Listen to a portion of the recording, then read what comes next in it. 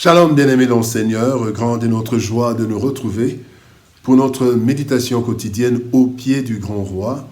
Nous sommes le mardi 20 août 2024 et nous vous saluons au nom de notre Seigneur et Sauveur Jésus-Christ. Pour notre méditation de ce jour, nous allons lire un texte dans la première lettre de Paul aux Corinthiens. 1 Corinthiens, chapitre 10, nous lisons le verset 13 dans la version Louis II.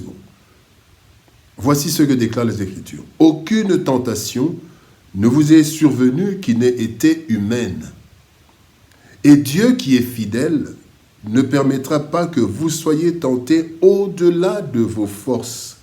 Mais avec la tentation, il préparera aussi le moyen d'en sortir afin que vous puissiez la supporter. » Jamais au-delà. Jamais au-delà, tel est le thème de notre méditation de ce mardi 20 août 2024. Bien-aimés dans le Seigneur, tout être humain traverse des temps difficiles dans sa vie. Ces expériences pénibles peuvent être des tentations du diable, des épreuves de Dieu ou des conséquences de notre comportement. La chute du diable et la nature humaine, corrompue par le péché, rendent les temps difficiles inévitables et ils les font entrer en fait dans la vie normale de chaque être humain sur cette terre.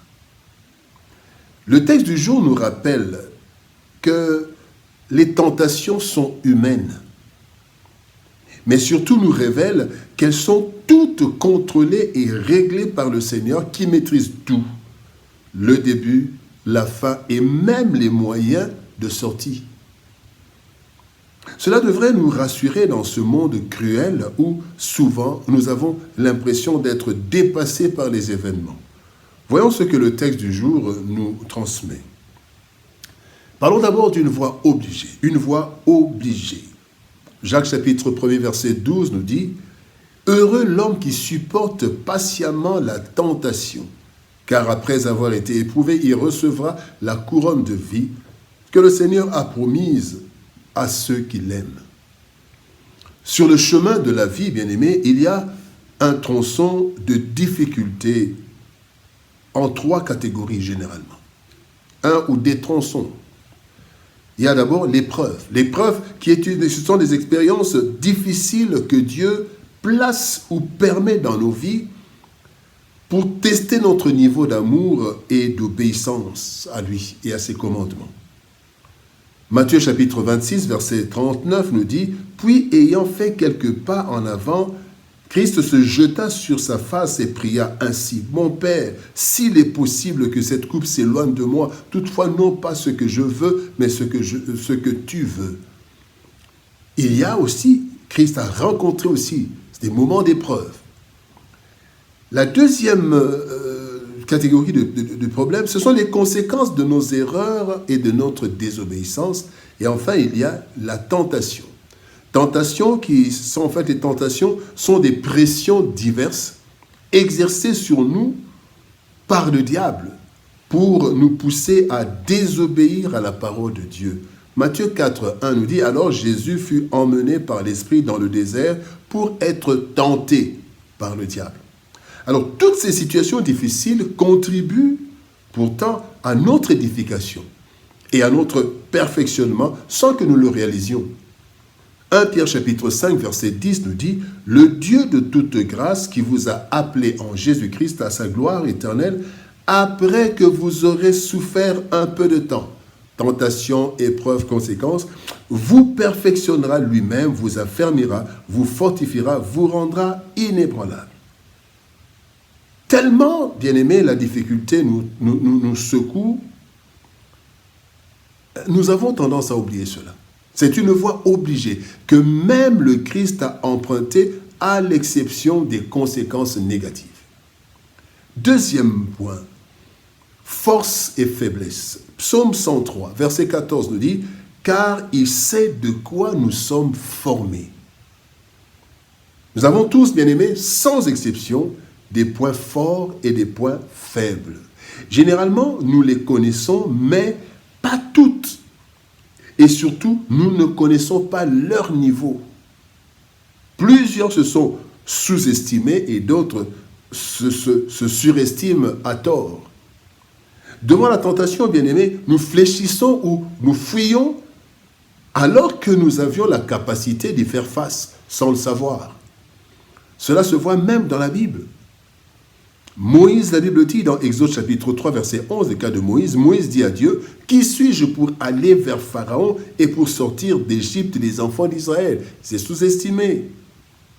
Gédéon, dans Juge chapitre 6, verset 15, dit, « Ah, mon Seigneur, avec quoi délivrerai-je Israël ? Voici ma famille est la plus pauvre en Manassé et je suis le plus petit dans la maison de mon père. » Troisième exemple, Jérémie chapitre 1, verset 6, Jérémie répond, « Je répondis, Ah Seigneur, Éternel, voici je ne sais point parler, car je suis un enfant. » Pourtant, il est en train de parler. Voilà trois vaillants personnages qui avaient estimé en leur temps qu'ils n'étaient pas à la hauteur, alors que Dieu savait le contraire. Et nous savons ce qui s'est passé dans la vie de chacun d'eux. C'est ce qui se passe souvent dans nos vies. Devant les difficultés, les tentations, nous nous sous-estimons et nous avons peur. Troisième point, bien-aimé, parfait contrôle divin. Le parfait contrôle divin. Job chapitre 1er, verset 12 et chapitre 2, verset 6. Chapitre 1er, verset 12 dit aussi, « L'Éternel dit à Satan, voici ce qui lui appartient, je te le livre. Seulement ne porte pas la main sur lui. » Et Satan se retira devant la face de l'Éternel. Job chapitre 2, verset 6 nous dit, « L'Éternel dit à Satan, voici je te le livre seulement, épargne sa vie. » Bien-aimé, Dieu connaissant la capacité de chacun, il contrôle souverainement le niveau de tentation qu'il peut permettre dans la vie de chacun. Et c'est ce qu'il fait.